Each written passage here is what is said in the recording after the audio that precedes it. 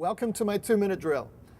I mentioned Solomon yesterday as the author of Proverbs, and here's another one of his amazing principles. It is better to be calm than to be famous for an uncontrolled behavior. Each of us has a unique temperament. The root of that word is temper. And when we think of temper today, we think of angry outbursts. And that is one side of it. Temper is also the part of you that drives you to action. Bad tempers cause bad actions. Good tempers cause good actions. Every one of us is motivated by something. For some it'll be sex, money, fame, power, making a difference, or perhaps prestige. I enjoy watching a couple of reality TV shows, and one of my favorites is The Apprentice with Donald Trump. Why? Well, because we get to see what drives people. The cameras are always rolling on reality TV, and the producers decide what gets to be shown. There's camera interviews where the contestants talk directly to the camera. Do you know when they happen?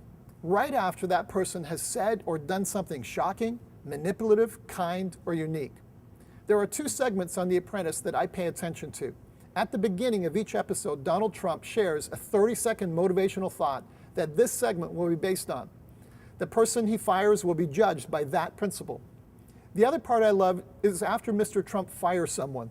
He looks at his colleagues and explains why that particular person just got fired. Priceless. At those moments, we get to see what drives Donald Trump. Had the person fired known that this factor was the pivotal decision, you can bet they would have acted differently. The challenge is that our temperaments are hard to change. Last week, I talked a lot about issues in our lives that have shaped us. When we're hurt, we react. When we're in fear, we react. When we're in love, we react. When we're not happy with components of our temperament, it's because we don't have a pure heart. If we have a pure heart, we see our motivations change. We will see our temper change. We will see our words and actions change. Our challenge is to deal with heart issues. The fastest way for you and I to have a pure heart is to learn to forgive.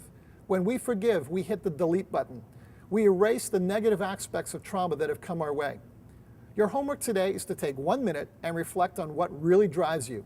Be honest with yourself. Then ask God to remind you of a person that is related to that motive in a negative way. Choose to forgive them. And speaking of forgiveness, that's where we're going to go tomorrow to finish the week off.